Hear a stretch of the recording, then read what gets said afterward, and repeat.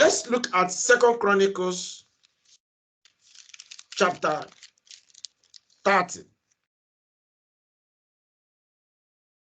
Keeping the Passover and unleavened bread. There was a time in the history of Israel. They abandoned, in fact, when you look at the man called Ahaz, the father of Hezekiah, he was terrible. He did those things Yahweh detested. He hated the way of Yahweh. Ahaz was a bad ruler, bad king in Israel. And he made in fact, he ordered that the temple will be for years. Because he loved Baal. He loved the Lord. He loved the Gentile gods. They were sweet for him or to him and his followers. They abandoned Yahweh. No wonder Assyrians dealt with them and plundered them. Even the 10 tribes, they were the first removed. Then when he died, his son, Hezekiah, came on board. And the first thing he did was to seek the face of Yahweh. And he began to see how he will revive worship of Yahweh in the land of Judah. Because Hezekiah was king to the tribe of Judah. And sensibly being the king of Yahweh, who also was in the tribe of Judah, that means he must be committed to things of Israelites that is in Jerusalem. Jerusalem being their capital city and where the temple is. So whatever he will be doing will affect his brothers, the other 10 tribes. By that time, the 10 tribes hadn't been moved. In short, most of them hadn't been moved. Some of them have been taken away anyway, but some of them were still there. Now, let's look at the history a little bit. I'm going to read a bit of this. We will not spend so much time. I'm going to read it and pick out some things. Because as it was then, as they decided to rebel against Yahweh then, that's how it is today. How many people are paying attention to this call? This call to come and serve Yahweh on the Shabbat day. Call to keep it, as Yahweh will say, keep my Sabbath day holy. Not just ceremonial any day that is being, that is the Sabbath day you walk in, you pray, you go and begin to do your thing. No! It must be that 24 hours holy day. Keep it. Now, the same thing is happening in the feast he asks us to keep. 2 Chronicles 30, I read from verse 1. And Hezekiah sent to all Israel and Judah, and also wrote letters to and Manasseh, that they should come to the house of Yahweh at Jerusalem to keep the Passover to Yahweh their father. At that time, they were not, Passover was like something that is forgone. Nobody remember. They were not, it wasn't in the picture. They were not celebrating Passover or other feasts because of the activities of the wicked rulers that ruled them before. But this guy want to revive, Hezekiah want to revive the feasts of Yahweh, not only Passover and unleavened bread, but other feasts. So for the king and his leaders and all the assembly in Jerusalem had agreed to keep the Passover in the second month. You see, like we started on the 24th, which is the month of Abib. At that time, that first month of Abib was when Hezekiah asked the priests and the Levites to go and clean the temple. Because the temple was dilapidated, all manner of, it was locked up. So they began to clean. It took them nearly all that month of, it was second month. It was second month, they were able to finish everything. And they said, okay, let us keep the Passover on the second month. Because like we are doing today, anybody that is not privileged to be part of this by reason of doing Yahweh's work, maybe the person traveled out on the missionary work or something happened, the person is sent out, the person is not around. When he returns, after 1 month, the person is permitted. On the same 14th day, the person is permitted to celebrate the feast. So here we see Hezekiah urging his brethren all over Israel, the land of Israel, to comfort, so that on that second month, because ignorance has taken the first month, they had cleansed themselves, they are now prepared to hold it on the second month. And Yahweh allows that. He permitted them. Now, they could not keep it at the regular time, that is at the first, that is month of Abib, because a sufficient number of priests had not consecrated themselves, nor had the people gathered together at Jerusalem. And the matter pleased the king and all the assembly. So they resolved to make a proclamation throughout all Israel from Beersheba to Dan, that they should come to keep the Passover to Yahweh their father at Jerusalem, since they had not done it for a long time in the prescribed manner. In the prescribed manner. Maybe they were doing it, wishy-washy, kind of the way they choose. But now they are saying, let us follow the covenant. Let us follow the Torah. Let us follow it as it is written. As Yahweh commanded them, they want to follow Yahweh's instruction. Verse 6. Then the runners went through, that is the messengers, went through all Israelites and the Judah with letters from the king and his leaders, and spoke according to the command of the king. Children of Israel, this is the letter, this is what the letter said. Children of Israel, return to Yahweh your father, Yahweh of Abraham, Isaac, and Israel. Then he will return to the remnant of you who have escaped from the land of the kings of Assyria. And do be like your fathers and your brethren who trespassed against Yahweh of your fathers, so that he gave them up to desolation, as you see. Rebellion. Their rebellion, their disobedience made Yahweh to do what? To hand them over to Assyrians, to their enemies. It's always like that. When people forsake Yahweh, once people lost Yahweh's experience, when people fail to follow the way of Yahweh and the judgment of Yahweh, what will befall them is calamity, trouble. Verse 8, now, do not be stiff-necked, the letter continues, as your fathers were, but yield yourselves to Yahweh and enter his sanctuary, which he has forever, and serve Yahweh your father, that the fierceness of his wrath may turn away from you. For if you return to Yahweh, your brethren and your children will be treated with compassion by those who led them captive. That is the Assyrians that led them captive. They will treat them with compassion. When we do well, when we are doing the right thing that Yahweh commands them, if we have people anywhere, Yahweh, because of us, Yahweh will mercy on those guys or those people, provided they themselves are clean in, so that they may come back to this land. That was their thinking, that if they follow and do what is right, those that had been taken will someday return.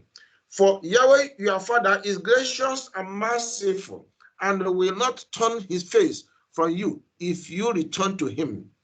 So the runners, that was the letter now. So the runners passed from city to city through this country of Ephraim and Manasseh as far as Zebulun, but they laughed at them and mocked them because they were in love with Baal. They were in love with Sunday worship. They were in love with Easter. They were in love with Christmas. They were in love with what the Gentile world could provide them. So they were saying to these messengers who were declaring and was calling them to come for Passover celebration. What is the Passover? Is Passover better than what the Easter they are celebrating? Is it the Christmas they find themselves? They say, don't trouble us. They mocked and laughed at them. Verse 11. Nevertheless, some from Asher, Manasseh, and Zebulun humbled themselves and came to Jerusalem. Also, the hand of Yahweh was on Judah to give them singleness of heart to obey the command of the king and the leaders at the word of Yahweh. So the tribe of Judah, well, that was where the king came from. They wouldn't resist. They would, submit. At least the king has spoken. They will hear the king. So they rally around to do this feast, to celebrate it. Verse 13. Now, many people, a very great assembly, gathered at Jerusalem to keep the feast of unleavened bread in the second month. So they were to do that on the second month. They arose and took away the altars that were in Jerusalem, and they took away all the incense altars and cast them into the brook Kidron. What is this altar? Altar of Baal. That was even in the temple, that was within the vicinity, was everywhere. They took them away and threw them into the river in Kidron. Then they slaughtered the Passover lambs on the 14th day of the second month. The priests and the Levites were ashamed and sanctified themselves and brought the burnt offerings to the house of Yahweh. They stood in their place according to their custom, according to the law of Moses, the man of Yahweh. That is the Torah, according to the Torah. That is the law of Moshe, the man of Yahweh. The priest sprinkled the blood received from the hand of the Levites, for there were many in the assembly who had not sanctified themselves. Therefore, the Levites had charge of the slaughter of the Passover lambs for everyone who was not clean, to sanctify them to Yahweh.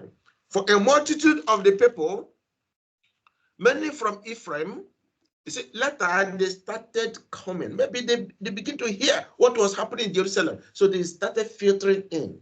From where? From Ephraim, Manasseh, Issachar, Zebulun, had not cleansed themselves, yet they ate the Passover, contrary to what was written. But Hezekiah prayed for them, saying, may the good Yahweh provide atonement for everyone who prepares his heart to seek Yahweh, and Yahweh Almighty of his fathers, though he is not cleansed according to the purification of the sanctuary. And Yahweh listened to Hezekiah and healed the people. Though the people were unprepared, they were like struggling, and they came and they jumped into eating the Passover, everything that was presented. And at the end, when Hezekiah noticed this, the king himself, he went to the altar, he lifted his hands, he cried to Yahweh and prayed for them to forgive them. And we read that the prayer of Hezekiah, Yahweh listened to him. So what we are doing is all about intent of our heart. If it's not question, we say, why did they celebrate it on the second month instead of the first month? And we will read here where even after this feast in the second month, they took another week again, continue the celebration, because it was sweet. The worship Yahweh was sweet in their heart. It was a pleasure. It was pleasant. It was good. And they had to put in another week, making 2 weeks of this feast. And Yahweh acknowledged and received them. He said the intent is the love they had now. They have found a love, and they are doing what Yahweh commands them to do.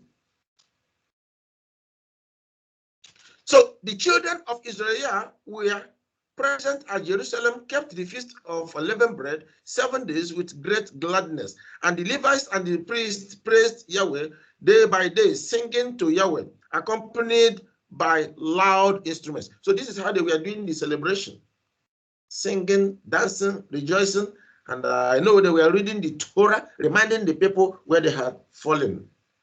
Now, and Hezekiah gave encouragement to all the Levites who taught the good knowledge of Yahweh. You see, they were reading the scriptures or the Torah. They were reading it. The Levites were reading it for them. And they ate throughout the feast 7 days, offering peace offerings and making confession to Yahweh, their father of their fathers. Then the whole assembly agreed to keep the feast another 7 days. Are you hearing that? After this particular feast, after these 7 days, they said, oh, let us continue it for another 7 days. It was wonderful in their ears and their heart, their mind. They were now alive. And they kept it another 7 days with gladness. With what? Gladness. For Hezekiah, king of Judah, gave to the assembly 1,000 bulls and 7,000 sheep, and the leaders gave to the assembly 1,000 bulls and 10,000 sheep, and a great number of priests sanctified themselves. So the priests that have not sanctified themselves, before they commence the second round of 7 days, they sanctify themselves now and get ready, and they were now instrumental to service. The whole assembly of Judah rejoiced, also the priests and Levites, all the assembly that came from Israel, the sojourners who came from the land of Israel, and those who dwelt in Judah. So there was great joy in Jerusalem, for since the time of Solomon. Listen carefully, verse 26. So there was great joy in Jerusalem, for since the time of Solomon, the son of David, king of Israel, there had been nothing like this in Jerusalem. Did you hear that? There was omission. The people left the way. The people walked away. The people were not doing it according to the Torah, according to the word of Yahweh. And that's where we started this morning, that we must listen to Yahweh, Yahweh's instructions, Yahweh's direction, Yahweh's, guidelines in whatever we do. Whether we are celebrating the 7th day Shabbat, or the feast, or whatever that Yahweh commands us to do or directs us to do, we must follow it according to prescription, according to his instruction. And that was what he told Moses in the wilderness. So whatever I command you to do it according to the instruction, according to the specification given to him. Whether he was building the tabernacle, whether it was the Ark of Covenant, whatever that he was asked to do, whether they are called for Shabbat worship, they must do it as Yahweh commanded them to do it. In this day of this feast, you can see that we relied in singing, in whether hymn, and at the end come to receive the knowledge from the word of Yahweh, because that is what is important. The other things we do thereafter is eat, drink, enjoy yourself, listen to music that praise Yahweh, Worship Yahweh. Dance before Him. Rejoice before Him. That is what this feast is all about. It's time of celebration. It's time of enjoyment before Yahweh. It's time of thanking Yahweh for guiding us, for directing us, for giving us knowledge to understand what we know today. That's what the feast is all about. And the purpose, the main purpose, is to prepare us so that when Yeshua will come, He will find new set of human beings ready for the kingdom. The kingdom is all about newness of life, renewed way of thinking, renewed way of doing things in line with Yahweh's word, in line with Yahweh's commandments. That is the kingdom that is coming. That is the kingdom that Yeshua is going to start with. And where we are not ready, how will we be ready? By following instructions. Keep the Shabbat, you keep the Shabbat. Follow the commandments, the Torah, follow it every day of your life.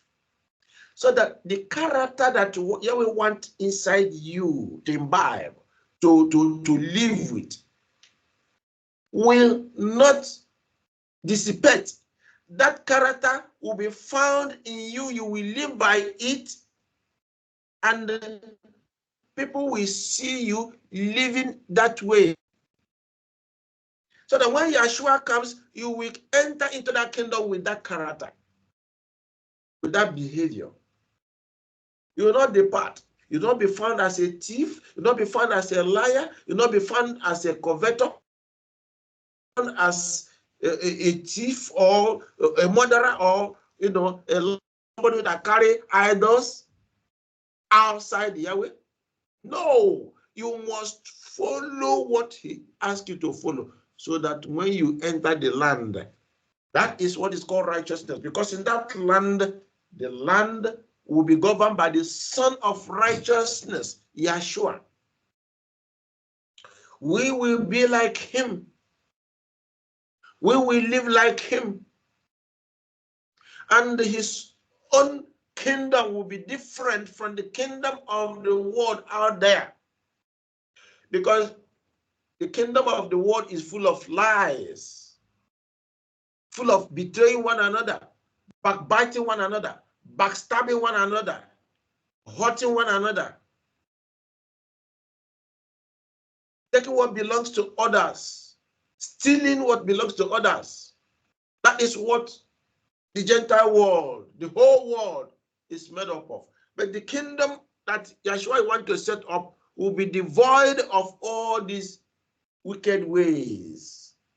That's why He's saying, come and remove all the wicked ways, wicked life. That is what we are studying. That is what we are looking. In short, it's not a place where you come in, just eat, dance, and yes, you eat, dance, but follow the instructions and internalize what He's telling you, so that you come out or come up with a different character, a different way of life, a different way of reasoning, a different way of behaving yourself. The Bible said we are new people, new creatures.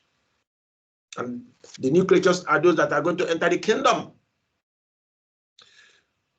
Verse 27, where we are reading, 2 Chronicles 30:27.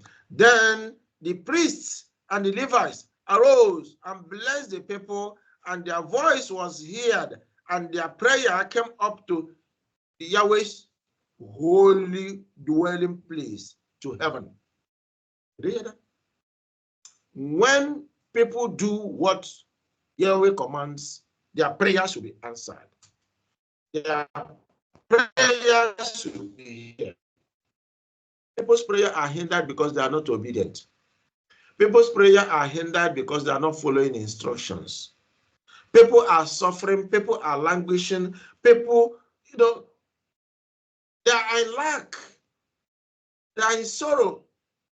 they are in pain, they are in sadness, because they are not following instructions. We are fearfully and wonderfully made. Then why are we not seeing that way? Why are we not seen as people who are fearfully and wonderfully made? Why is it that the Gentiles at times looks better than us?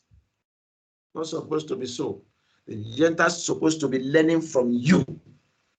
The Gentiles are supposed to be coming to take lessons.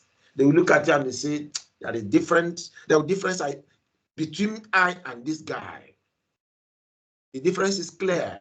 Let me go and ask him or her how he's getting on. What makes the difference is the word of Yahweh, which you are following. Because they don't know it, they don't follow it. They will look worldly, they will behave worldly. But once you come to what? Keeping Yahweh's commandments, it will be well with you. Let's take some few verses in the next chapter, chapter 31. Reading from verse 3 there. 2 Chronicles chapter 31, from verse 3 there.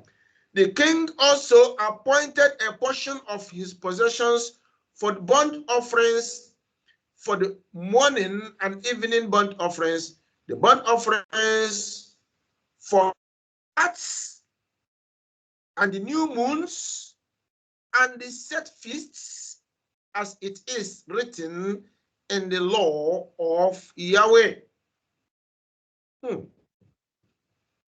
Now, there is plenty of offering, things that were donated, things that were brought in abundance, that there was surplus. And a store was created or made in the temple there.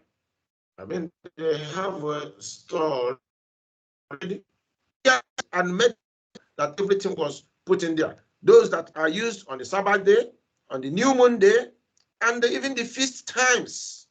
They have plenty to eat, to drink, to enjoy themselves. Those that are running away from new moon, this is new moon here. Those fathers celebrated it. New moon was celebrated. It was renewed. Now verse 4. Moreover, he commanded the people who dwelt in Jerusalem to contribute support for the priests and the Levites, that they might devote themselves to Torah, to the law of Yahweh. You see? It told them it's not good that the priests, the Levites, who were their teachers, who were their pastors, should do what? Should be fending for their living, should live the word of Yahweh and be fending for, because doing that will not allow the Spirit to concentrate with them, teach them what they will teach the people. As a result, and that's why for many years, I think part of the problem why there was a flip side of following the word of Yahweh, the instructions, was the priests were nowhere to be found because the people left them.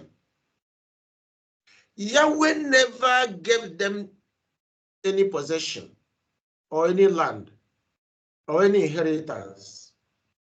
Yahweh's own portion or what Yahweh's own possession, whatever they give to Yahweh, belongs to them. Here, the people lacked giving them. So here the king was calling them, return back to what Yahweh commanded. Because we read that somewhere in book of Deuteronomy and Numbers and Leviticus also, where Moses was telling them, when you eat, do not forget the priests. As a result, there was enough for the priest to continue doing the will of Yahweh. And verse 5 says, as soon as the commandment was circulated, the children of Israel brought in abundance the first fruits of grain and wine, oil and money, and of all the produce of the field. And they they brought in abundance. Oh, sorry, they brought in abundantly the tithe of everything. Not only did they donate or contribute, they brought their tithes. And you can see where the people began to have their blessings, because they now return to obedience. They now return to what Yahweh commanded. It is the same Yahweh that told them, because you are not obedient to me to give me my tithes and my offering, you are under a curse. Here we can see the revival of the minds of the people to follow Yahweh's instructions. And if you read, through, you will hear where these people were blessed as a result of what they were doing, as they returned to obedience, and they were blessed. And the children of Israel and Judah, who dwelt in the cities of Judah, brought the tithe of oxen and sheep, also tithe of holy things, which were consecrated to Yahweh their Father, they laid in heaps. In the 3rd month, they began laying them in heaps, and they finished in the 7th month.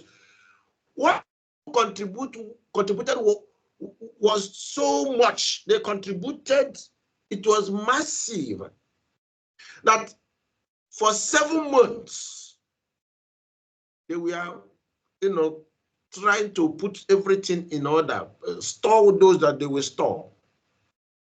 And when Hezekiah and the leaders came and saw the heaps, they blessed Yahweh and his people Israel. Verse 10. And Azariah, the chief priest for the house of Zadok, answered him and said, answer the king, since the people began to bring the offerings into the house of Yahweh, they have had enough to eat and have plenty left. For Yahweh has blessed his people, and what is left is this great abundance. This is not make-up story. This is the truth of truth that is from the Torah. Brethren, obedience has beautiful reward. Obedience, obey Yahweh, hear Yahweh, listen to his instructions. For I will title this, listen to Yahweh's instructions shall be well with you. Listen to Yahweh's instructions, it shall be well with you. That is the way out of our troubles. When we were reading our hymn, I took time to explain the last bit of the hymn we read. The meaning, the understanding. We don't have joy. Why don't we have joy? We don't have peace. Why don't we have peace? Because we are not doing our part. We are not doing what we're supposed to do. We are not putting our ears to the word of Yahweh, instruction of Yahweh. If we follow the instruction of Yahweh, if we keep to his commandments, if we obey him, if we have faith in him, he will avail his spirit to us. His spirit is our comforter. His spirit will take us to before his throne. His spirit will usher into us joy. Remember, the spirit has so much to give, so much virtues of Yahweh. His love will be in us. His joy will be in us. His peace will be in us. The goodness of Yahweh will follow us. Massive, massive, massive blessings. Oh, you will say, Pastor, stop that. You're exaggerating. I tell you, I'm a living witness. Yes, once you do what Yahweh asks you to do, without doubting him, without shaking out of his word, Yahweh will do his own part. Yahweh will do what he commands, or what he says to you, he will do. And what he will do is pour blessings upon you. Bless you. When I say pour blessings upon you, somebody will say, money, money, money, but I don't have money. Blessings doesn't begin and end with money. Money is, a little fraction of the blessings. The breath in you, life in you, health in you, peace in you. Enemies are not pursuing you. Thieves are not pursuing you. Mosquito is not biting you. Do you know mosquito bites or biting sends somebody into prison? I mean, sorry, into hospital. And the person may not come out of it. And so much sicknesses may develop out of it, the person will go. Sicknesses, so many sicknesses. There are elements out there that hate you, not only mosquito. So many elements. You may walk on barefoot and walk on the road, and the nail or whatever will hit or choke your body or your leg. That may cause trouble. That may send somebody, and before you know it, the person will enter into one trouble or the other, and that will be death. Somebody may be walking on the road. Why is it that there are war everywhere today? Is it not because of people failing to follow Yahweh's instruction? Because if you fail to follow Yahweh's instruction, there will be war, there will be famine, there will be disease, there will be all manner of troubles here and there, earthquake, even wildfire. Before you know it, areas will catch fire and the people will be running helter-skelter. The stream will be drying, water will be drying. I mean, the brook will be drying, and people will lack water. And when people lack water, there will be disease in the land. So if people are not following the word of Yahweh, they will get the opposite of, their behavior, which is the word of disobedience. Sickness, disease, in fact, it's a curse, and that curse releases loads and loads of trouble, and the person may not come out of it. So the answer is hearken to the word of Yahweh. Listen to the word of Yahweh. Follow and follow and follow the instructions of Yahweh. Satan will say, do not do that. The word will say you are stupid. You misbehave too much. Are you the only person? I mean, this Yahweh covenant way is too much. Let it be too much, brethren. The more you commit yourself to make it extra, or the more it is too much. I mean, the more you get far greater blessings. The more you press on, the more you submit yourself, the more you draw close to Yahweh, the more better, the more higher and empowered you are above your peers, above. Let them laugh at you that you are following Yahweh. Let them do whatever they do. Look at verse 20 and 21. Thus Hezekiah did throughout all Judah, and he did what was good and right and true before Yahweh his father. And in every work that he began in the service of the house of Yahweh, in the Torah, that is the law, and in the commandment to seek the face of Yahweh, he did it with all his heart, so he prospered. Is that not what he told Joshua? Not only Hezekiah, what he told Joshua in Joshua chapter 1 verse 8. Joshua, this book of the law shall not depart out of your mouth. You will meditate therein day in, day out, that you may do what? That you may prosper, that you may have good health, you may have good life, that you may prevail against your enemies, that you may get whatever you want. If you pray, the prayer will be answered. And when you do all that are written in the word of Yahweh, you will be successful. You will be prosperous. That is how to be prosperous. When you listen to the instructions of Yahweh, when you obey Yahweh. All the kings of Israel attested who were obedient. Who were obedient. All the way from Noah, Abraham, Isaac, Jacob, they were obedient. They were blessed. The reason anybody serving Yahweh will not be blessed is because he's disobedient, or he's, shutting himself out of the commanded word of Yahweh. If we follow the word of Yahweh strictly, let the person in the world receive his blessings anyhow he wants to, but he will see you flourish. He will see you blessed. Yahweh is not a liar. I know that for sure. He will bless you. He will keep you.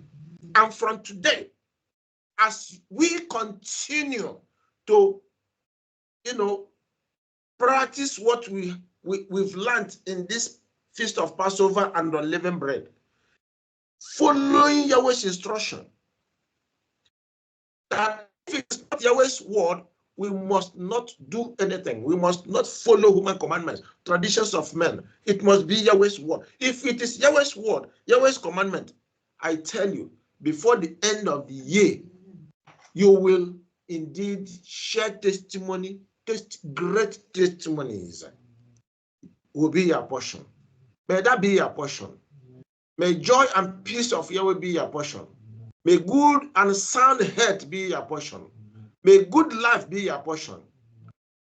May Yahweh bless you beyond your imagination, beyond your thinking, blessing your health, blessing your body, blessing your going out, blessing your coming in, blessing your home, blessing in all you put your hand to do. May you flourish. May you be a teacher of your peers. May you reach out to Israelites that are out there crying for truth.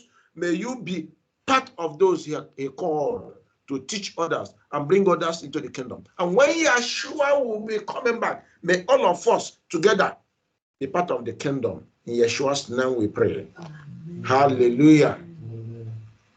Amen. Hallelujah.